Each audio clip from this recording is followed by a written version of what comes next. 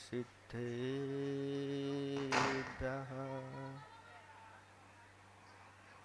ॐ नमः सिद्धेभ्यः ॐ नमः सिद्धेभ्यः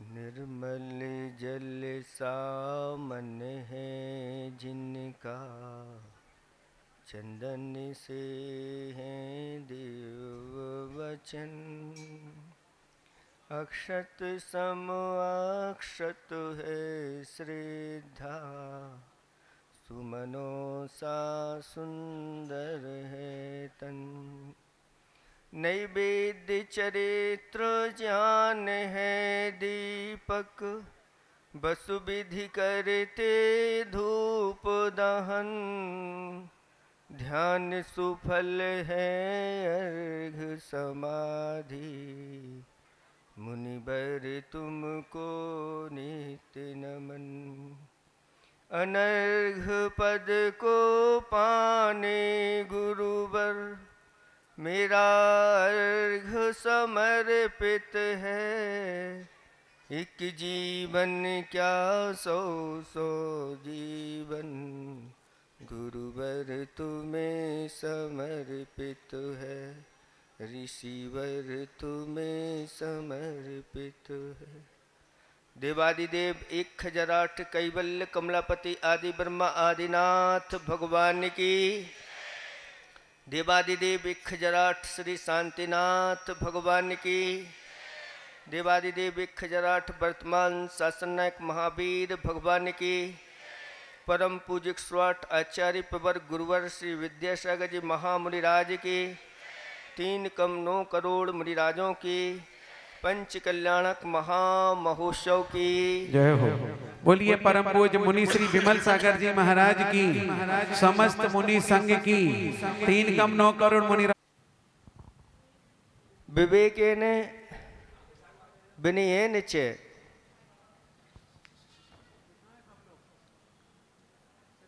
वृत्तेने स्त्रियः कश्चित् भूषयन्ति धरातलम अपने शील के महत्व से अपने गुणों के महत्व से अपने चारित्र के महत्व से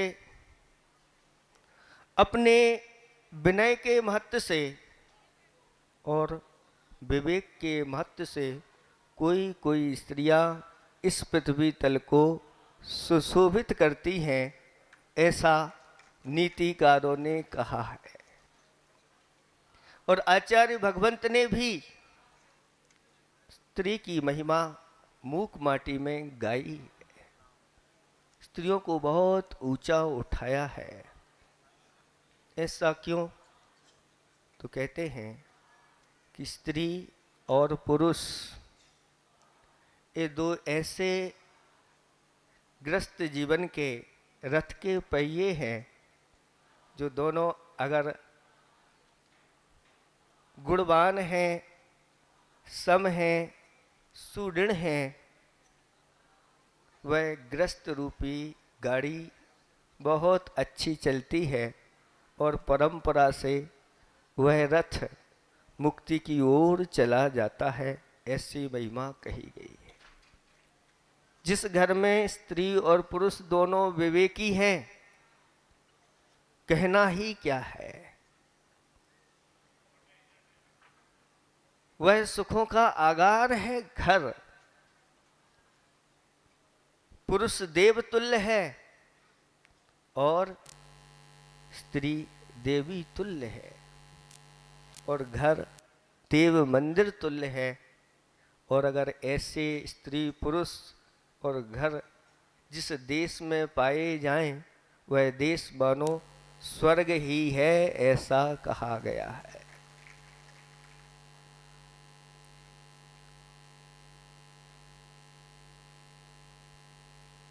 अवसरपड़ी काल में मात्र ऐसी 24 माताएं होती हैं जो ऐसे तीर्थंकर भगवान को जन्म देती हैं। सौ नारी सौ सुत को जननी रहती सौ को, लेकिन तुमसे सुत को जनने वाली जननी रहती क्या है। और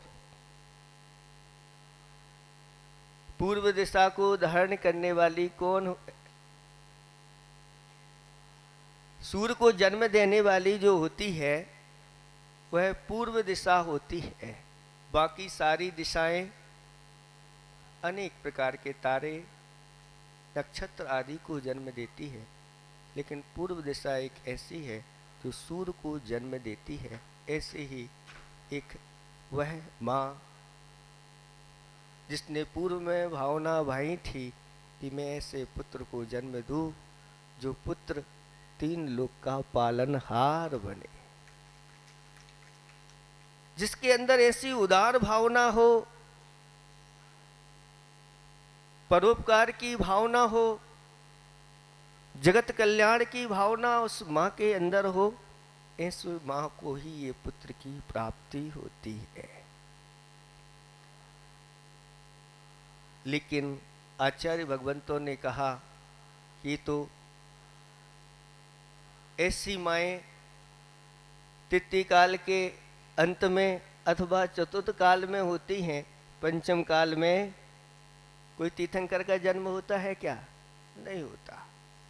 लेकिन भगवान ने आप सबके ऊपर बड़ा उपकार किया है कि अगर इस पंचम काल में आप लोग स्थापना निक्षेप के माध्यम से ऐसे भव्य जिनालय बना करके ऐसे सुंदर दिव्य तीर्थंकरों की प्रतिमाओं को विराजमान करके और फिर पंच कल्याणक करते हैं, तो उस स्थापना निक्षेप के माध्यम से इस कली काल में भी आप वह लाभ ले सकते हैं जो चतुर्थ काल में लाभ।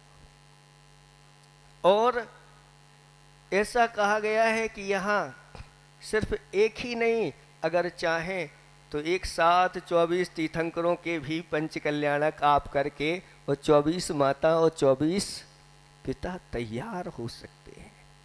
इस स्थापना निक्षेप के माध्यम से भी आचार्य भगवंतों ने वही कहा है, वही फल मिलता है जो साक्षात वहाँ मिलता है। जो यहाँ माता पिता बनते हैं, जिन्होंने इस प्रकार की भावना बाई है, बहुत जल्दी वह आगे जा कर के ऐसे ही योग्य संतान को प्राप्त करते हैं और स्वयं भी इस मोक्ष मार्ग पर आगे बढ़ कर के अपना कल्याण कर लेते हैं। इसलिए अभी भी मौके मिले हुए हैं, इन मौकों को छोड़ना नहीं चाहिए। आप लोगों को बताया था कि अवसर जब आते हैं तो दबे पांव आते हैं, और अवसर जब जाते हैं तो पंख लगा करके उड़ जाते हैं। ऐसे अवसर पंच कल्याणक के बहुत दुर्लभ हैं। आप लोगों से पूछना चाहते हैं निम्बाड़ा वालों के, बताओ यहाँ कितने वर्षों बाद पंच कल्याणक हो रहा है? है? किसी को पता है? किसी को पता नहीं। सैकड़ों वर्ष पूर्व हुआ होगा, किसी को जानकारी ही नहीं। ऐसे ये दुर्लभ क्षण होते हैं, और इन दुर्लभ क्षण आप लोगों को मिले हैं। इनका अच्छी तरह से क्या करना चाहिए? लाभ लेना चाहिए।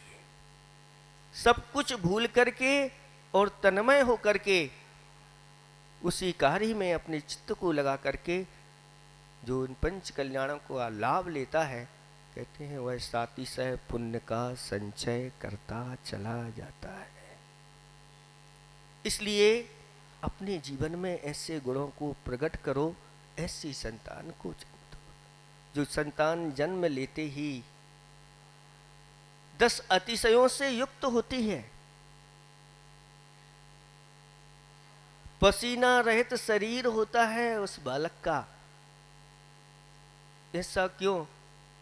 तो कहते हैं कि जिन्होंने पूर्व में ऐसे धर्म क्षेत्र में अपना सीना तान करके पसीना बहाया है, आगे जाकर के उनको पसीना से रहित शरीर मिलता है। अच्छे से ने खाई को लिखा है, सीना तो तानो पसीना तो बहाओ, मोक्ष मार्ग में या सही दिशा में, सही मार्ग में। यह संसारी प्राणी संसार मार्ग में दिन रात सीना ताने खड़ा रहता है और पसीना बहाता रहता है और निरंतर पाप का संचय करता रहता है। जो धर्म मार्ग में सीना तान करके खड़े हो जाते हैं, पसीना बहाते हैं, उनके लिए पसीना रहित शरीर मिलता है। जन्म से ही उनका जो रुधिर होता है वह कैसा होता है, और हम सबका लाल होता है। ऐसा क्यों? तो कहते हैं कि जिनके अंदर ऐसे करुणा के भाव रहते हैं, वात्सल्य के भाव रहते हैं, दया के भाव रहते हैं, सभी जीवों के प्रति प्रेम के भाव रहते हैं, उसके परिणाम स्वरूप उनका जो रक्त होता है वह श्वेत होता है, दुग्ध के समान होता है। जब अंदर से भावना वात्सल्य की उमड़ती है तो पूरे के पूरा रक्त ही श्वेत रूप में आ जाता है। उनका सुंदर शरीर होता है। कैसा सुंदर होता है? अभी देखा आप लोगों ने कि वह सौधर्मेंद्र दो आंखों से तृप्त नहीं हो पाया और 1000 नेत्र बना करके उनको देख रहा है कि ऐसा अतिशय सुंदर रूप, ओहो ये क्यों मिला? तो रत्नकरंडक साहब का चार में कहा है, भक्ते है सुंदर रूपम। आप अगर सुंदर रूप चाहते हो तो क्या करो? लिपस्टिक लगाओ, पाउडर लगाओ, क्रीम लगाओ, ये कहा है? नहीं, उन्होंने कहा जो सच्चे देव शास्त्र गुरु की भक्ति करता है उसको सहज रूप से ही सुंदर रूप की प्राप्ति होती है, कोई अलग से श्रृंगार करने की आवश्यकता नहीं होती है। मेरू पर्वत पर जब अभिषेक हो चुकता है उस समय इंद्राणी आदि अनेक सुगंधित पदार्थ लगाते हैं और शास्त्रों में कहा गया है कि उनके शरीर से स्वयं ही ऐसी सुगंधी फूटती रहती है कि वह सुगंधित पदार्थ भी लज्जित होकर के नीचे की ओर गिर जाते हैं। ऐसा उनका सुगंधित शरीर होता है। अनेक प्रकार की सुगंधी स्वयं ही उस शरीर से फूटती रहती है।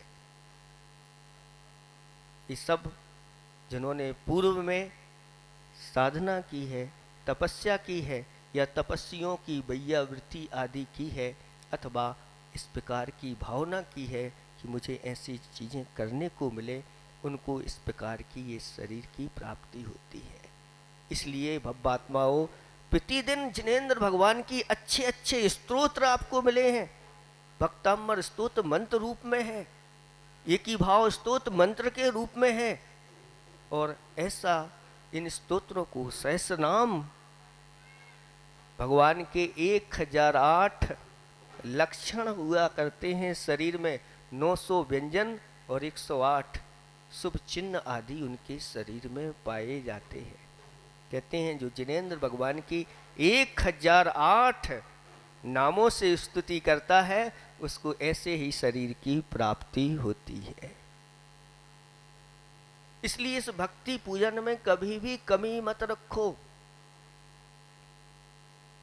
और ऐसा ही पुण्य सातिशय पुण्य संचय करते चले जाओ। उनका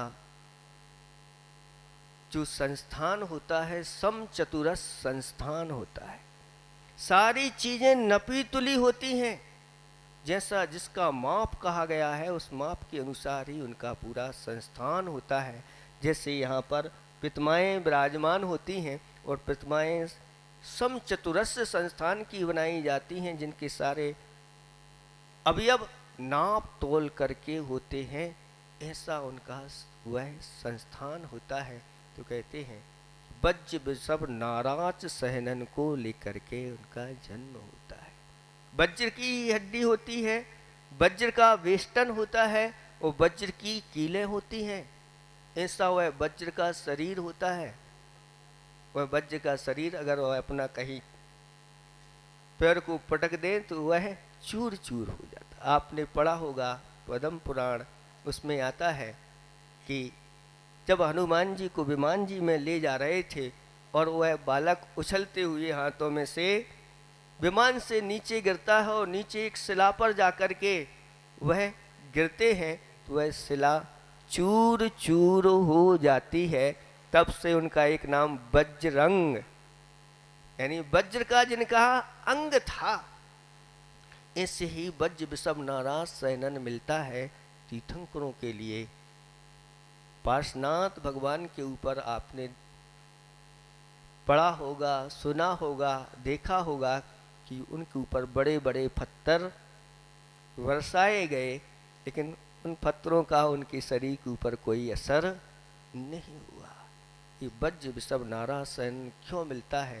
तो कहते हैं जो इस देह को पाकर के तप में लगा देते हैं उनके लिए ऐसे ही उसकी प्राप्ति होती है।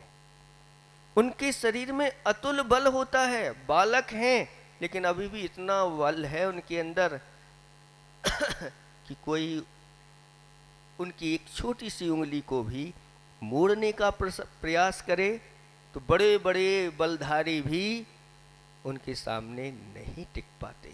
ऐसा अतुल बल मिला। कहते हैं जो अपने जीवन में ब्रह्मचर्य का पालन करते हैं आगे जाकर के ऐसे ही अतुल बल को प्राप्त होते हैं।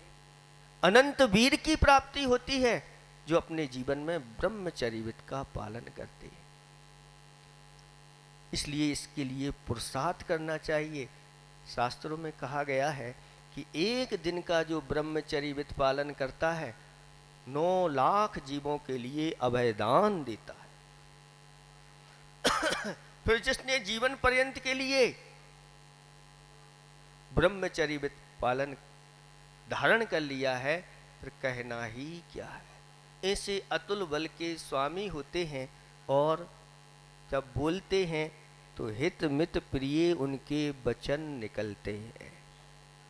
जिन्होंने इस जिह्वा को पाकर के जिनेंद्र भगवान की भक्ति पूजा आराधना अथवा शास्त्र आदि के उपदेश दिए हैं, जिन्होंने जीवन पर्यंत के लिए झूठ बोलने का त्याग कर दिया है, जिनके वचन परोपकार के लिए निकलते हैं, ऐसे वह आगे जाकर के हित मित प्रिय वचनों को प्राप्त होते हैं। उनके शरीर में कभी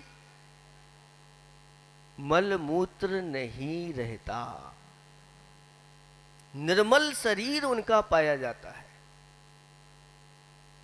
कुछ भी भोजन पान हो लेकिन वह मल मूत्र आदि में परिवर्तित नहीं होता। सब उत्कृष्ट धातु में जाकर के वह वीर के रूप में ही शरीर में परिणत कर जाता है। ऐसे वह बचपन से ही 10 प्रकार के अतिशयों को लेकर के आते हैं। इन अतिशयों से युक्त जब उन बालक को वह सची देखती है तो देखते ही रह जाती है। कहते हैं बार बार वह उनका स्पर्श करती है, बार बार देखती है, बार बार उनकी सुगंधी सूंघती है, उसका मन नहीं भरता। अभी देखा कि वह देना नहीं चाह रही है। ऐसी वह सची जब प्रथम दर्शन उनके करती है तो कहते हैं वह अपने आप को ऐसा मानती कि मैंने दुनिया की सर्वश्रेष्ठ वैभव को मैंने प्राप्त कर लिया। और वह सची एक भव अवतारी हो जाती है, यानी अब स्त्रीलिंग का वह छेद करती है, आगे जाकर के पुरुष के रूप में जन्म लेगी और अगले ही भाव से निर्वाण को प्राप्त कर लेगी। ऐसी ये महिमा दिखाई जा रही है। इसलिए इस महिमा को अच्छी तरह समझ करके नारियों को अपने यथोचित गुणों को प्रकट करना चाहिए और पुरुषों को भी अपने यथा योग्य गुणों को प्रकट करके अपने जीवन को धन्य बनाना चाहिए। ऐसे ही संतान को जन्म विवाह इसलिए किया जाता है कि योग्य संतान की प्राप्ति हो और वह योग्य संतान धर्म संतति को आगे बढ़ाए। लेकिन आज इसकी ओर ध्यान लोगों का नहीं। धर्म संतति बढ़े चाहे ना बढ़े, मेरा बेटा तो कोई इंजीनियर बने, कोई डॉक्टर बने, कोई मास्टर बने, आदि आदि अनेक प्रकार के भावना लेकर के होते हैं। लेकिन वो माँ दुर्लभ होती है जो माँ सोचती है कि मेरा बेटा ऐसा संत बने जिस संत को पाकर के पूरी यह भारतवर्ष धन्य हो जाए और मैं भी धन्य हो जाऊं, मेरा परिवार भी धन्य हो जाए, मेरा कुल भी धन्य हो जाए। और प्रायः स्त्रियां चाहती हैं, माताएं चाहती हैं कि मेरी अगर पहली संतान कोई हो तो क्या हो? बोलो, पुत्र हो कि पुत्री? सभी चाहते हैं पुत्र हो, पुत्री कोई नहीं चाहता।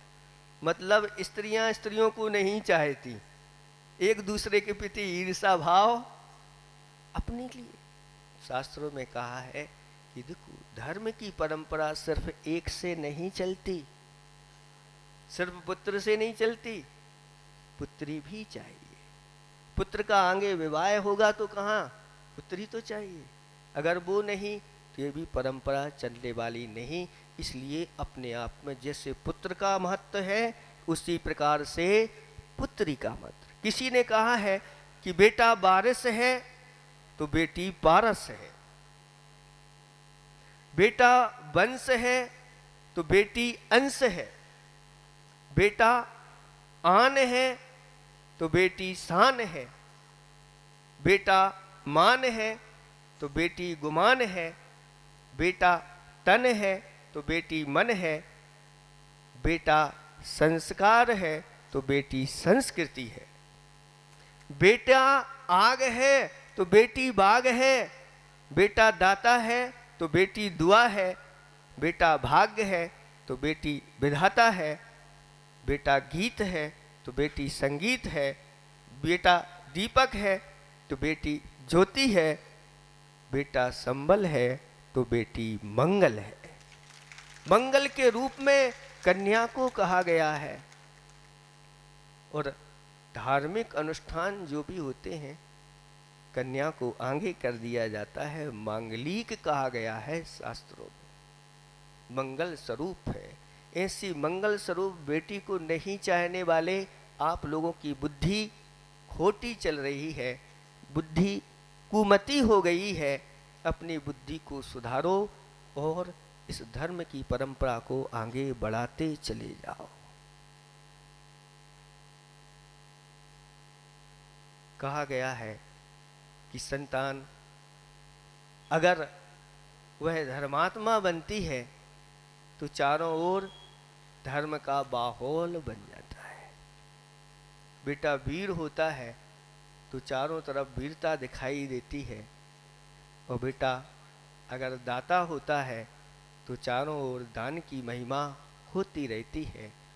इसलिए आचार्य भगवंतों ने कहा कि ऐसे पुत्रों को जन्म दो जो पुत्र कुलभूषण बने, ऐसे पुत्र को जन्म दो जो राजा बने, देश का भूषण बने, और ऐसे पुत्र को जन्म दो जो शील का भूषण बने, ऐसा संत बने, या धर्म मार्ग पर चल करके धर्म भूषण बने। ऐसे पुत्रों को जन्म दो और ऐसी पुत्रियों को जन्म दो। ऐसी पुत्रियां आगे जाकर के ब्राह्मी सुंदरी के समान सारे जगत में प्रसिद्ध हो गई। आज वर्तमान में गुरुदेव की कृपा से ऐसी ही बहुत सारी बहनें, ऐसी बहुत सारी पुत्रियां जिन्होंने सब कुछ छोड़ करके उन गुरुदेव को अपने आप को समर्पित कर दिया, और आचार्य भगवंत ने उन सबको ब्राह्मी सुंदरी बना दिया और जीवन पर्यंत ब्रह्मचर्य व्रत का पालन करके और आप लोगों की बेटियों के लिए सुशिक्षा देने के लिए प्रतिभा स्थली में वह समर्पित हो गई और अच्छे अच्छे संस्कारों को गढ़ रही हैं। आज इस कली काल में भी ऐसी पुत्रियों को पढ़ाने वाली संस्कारित ये बहनें हैं जिन्होंने अपने जीवन में व्रतों को अंगीकार किया और भी अच्छे अच्छे व्रतों का पालन करती हुई सत शिक्षा दे रही हैं। आज दुर्लभ है, इसलिए अपनी बेटियों को ऐसे ही प्रतिभा स्थली में बेच करके अच्छे प्रतिभा स्थली में जब आपकी बेटी जाती है और मात्र अगर 1 साल भी वह पढ़ ले तो पूरे घर वाले उसको देख करके कहते हैं इसने तो हमारे घर को ही बदल दिया। ऐसी क्षमता उन बेटियों के पास आ जाती है। इसलिए अपना मोह छोड़िए और अच्छे त्याग के लिए आगे बढ़िए। शास्त्रों में या मूक माटी में आचार्य भगवंत ने कहा है कि स्त्री का नाम एक दुहिता है। दुहिता किसे कहते हैं तो कहते हैं उभय कुल मंगल वर्धिनी, जो दोनों कुल के लिए मंगल स्वरूप है। इस कुल में रहती है तो भी मांगलिक है और जिस घर में ऐसी सुसंस्कारित बेटियां चली जाती हैं वह घर भी मांगलिक हो जाता है। और अगर इस घर में है और इस घर को छोड़ करके अगर वह दीक्षा धारण कर लेती हैं, आरिका का व्रत धारण कर लेती हैं तो तीनों लोकों में मांगलिक मानी जाती है। इसलिए उनको कहा कि उभय कुल मंगल वर्धिनी उभय लोक सुख सर्जनी, इस लोक में भी सुख का सर्जन करती रहती हैं और आगे जाकर के परलोक में भी सुख का सर्जन करती हैं। जैसे अभी देखा कि सची वहाँ भी सुखी रहती है और जाकर के ऐसे ही पंच कल्याणकों में एक पंच कल्याणक नहीं करती है अपने जीवन में, 5 पल्ले की आयु को धारण करने वाली होती है। उस काल में जितने भी तीर्थंकर जन्म लेते हैं उन सबके कल्याणकों में वह शामिल होती है और पुण्य का संचय करती है। तो उभय लोक सुख सजनी सुपरहित संपादिका, वह अपने हित का भी संपादन करती है और दूसरों के हित के लिए भी वह तत्पर रहती है। कहीं रहकर किसी तरह भी वह हित का दोहन करती है, इसलिए दुहिता कहलाती है। ऐसी गुणवान स्त्रियां हमेशा हमेशा हित का ही संपादन करती हैं, स्वयं को अहित से बचाती हैं और दूसरों को भी अहित से बचाती हैं। ऐसे उस बालक का आज जब जन्म हुआ तो तीनों लोकों में आनंद छा गया। अपने आप ही स्वर्ग के देवताओं के यहाँ और भवनत्रक देवों के यहाँ अनेक प्रकार के वाद्य बजने लगे। बजाए नहीं किसी ने, स्वयं बजने लगे। इंद्र का आसन कंपायमान हो गया, उनके मुकुट हिलने लगे, अपने आप ही उन लोगों के हाथ जुड़ गए और अवैध ज्ञान से जान लिया कि बालक का जन्म हुआ है। और 7 कदम आगे बढ़ कर के उन भावी होनहार भगवान के लिए वह स्वधर्मेंद्र आदि नमस्कार करते हैं और अपनी बहुत बड़ी भारी सेना को लेकर के इस पृथ्वी तल पर आते हैं और आकर के उन भगवान का जन्माभिषेक मनाने के लिए ऐरावत हाथी की रचना करते हैं। अभी पढ़ने में आया कि वह ऐरावत हाथी कौन, तो कहते हैं दक्षिण का जो लोकपाल होता है वह ऐरावत हाथी बनता है। 4 लोकपाल होते हैं स्वधर्म आदि इंद्र के, वो चारों ही एक भावावतारी होते हैं। जैसे यहाँ कुबेर बनता है तो कुबेर बनने के लिए तो सब लालच रहते हैं, कोई ऐरावत हाथी बनने के लिए लालच है क्या? लेकिन वह दक्षिण कहता है मुझे ये सौभाग्य मिल जाए स्वधर्मेंद्र से और मैं उन होनहार बालक के लिए मेरू पर्वत पर ले जाऊं और 1 योजन प्रमाण वह ऐरावत हाथी का विक्रिया के माध्यम से बना लेता है। शास्त्रों में अनेक प्रकार के कथन है कि उस ऐरावत हाथी की 100 सूढ़ें होती हैं, 100 मुख होते हैं, उनमें अनेक दांत होते हैं, उन दांतों पर सरोवर होते हैं, उन सरोवरों में कमल और कमलनी रहती हैं, उनमें अनेक पत्ते रहते हैं, उन पर अप्सराएं नृत्य करती रहती हैं। ऐसे 1 लाख योजन प्रमाण वह श्वेत रंग वाला हाथी होता है। उस हाथी पर बैठा करके और फिर ले जाते हैं। ऐसे उन बालक के लिए कहते हैं, कोई सौधर्मेंद्र हाथी पर बैठा करके गोद में बिठा लेता है तो ईशान इंद्र छत्र लगा करके खड़ा हो जाता है, तो और भी महेंद्र आदि जो होते हैं वह चमर ढुराते हुए उनको ले जाते हैं और 1008 कलशों से अभिषेक करते हैं, जन्माभिषेक को करते हैं। और 1 कलश कितना बड़ा होता है? 2 योजन गहराई वाले, 4 योजन चौड़ाई वाले और 1 योजन का जिनका मुख होता है। 12 किलोमीटर का तो मुख है और उसका पेट कितना बड़ा है?